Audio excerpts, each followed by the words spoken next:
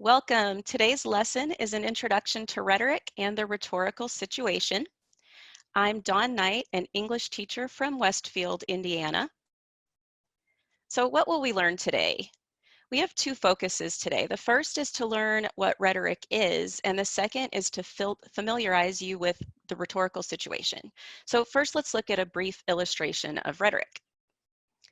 After the assassination of Martin Luther King Jr., there was rioting in over 100 cities in the U.S. Two major cities were not among them. One was Memphis, Tennessee, where Martin Luther King Jr. had spoken one day before his assassination on April 3, 1968. The other was Indianapolis, Indiana, where Robert Kennedy spoke on April 4, 1968, upon hearing the news of King's assassination. Writer Tim Wendell said, "To this day, many people believe that was due to the words spoken when so many were listening." This is an illustration of the power of words, or rhetoric. So what is rhetoric? It's the study of effective, persuasive language use. In other words, it's the power of words. So we do this because it's really about empowering students. Understanding rhetoric enables you to understand and participate better in conversations about important issues in the world. It gives you a voice, and the skills transfer to college and well beyond. So the first step to understanding rhetoric and using it ourselves is to analyze how other writers use it. In AP Language and Composition, there are 3 essays on the end of course exam that will assess you on the skills you learn in AP Language and Composition. One of those is the rhetorical analysis. In other words, you'll be analyzing how effectively a writer used language. Today's lesson will apply directly to the rhetorical analysis essay. It will also help you with the multiple choice exam, and as I said, the skills transfer well beyond. So one of the ways that we begin to analyze rhetoric is to look at the rhetorical situation. That's the components you see on the screen here. So one is exigence. It's what prompted the message to be spoken or written in the first place. One is purpose, why the speaker is conveying a message. Audience, who the speaker is speaking to. The context or circumstances surrounding the situation. The writer is who is doing the writing, and then the message is what the writer wants the audience to think or to know. So there are other ways to think about the rhetorical situation that you can also use, or that your teacher may have gone over with you.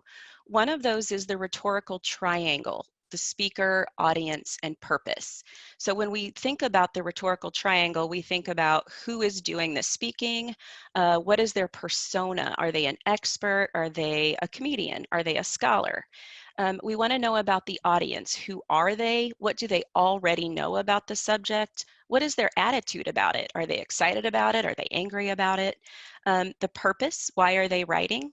And it's the answers to these questions and the interaction among these components that help determine the structure of the argument and the language and choices that a writer makes. So this also gets at the rhetorical situation. We also have SOAPstone, which is the acronym you see here, and your teacher might use this or something else. The whole idea here is that you use what works for you to analyze the rhetorical situation of a piece. They all accomplish the same goal of delving deeper into the rhetorical situation. It's important to understand that writers make choices about how they're going to convey their message based on the rhetorical situation. For example, a politician speaking to supporters at a rally is going to have a different tone than someone trying to persuade voters of another political party to vote for them. So depending on the writer's purpose, the tone could be formal or inspirational, sarcastic.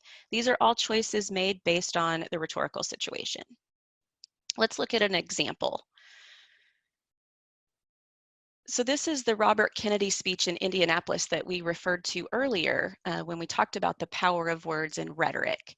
And you can find this speech online. We're not actually going to listen to it. But the exigence of the speech was the assassination of Martin Luther King Jr. The purpose was to inform the crowd that Martin Luther King Jr. had been assassinated and to eulogize him and honor his memory. The audience was residents of Indianapolis who were attending a political rally.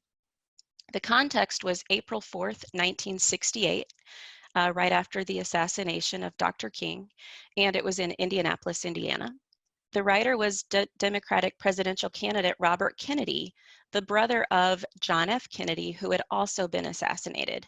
And the message was a reminder of King's message of peace and nonviolence. Okay, so what should we take away from this lesson? The rhetorical situation is an important first step in analyzing texts. Writers make specific choices depending on the interaction of these elements. The most effective writers understand how to use rhetoric in a powerful way. These are people like Martin Luther King Jr. and Robert Kennedy who understood the power of words. All right, thank you so much for joining me today. I hope you will join me again for the next lesson.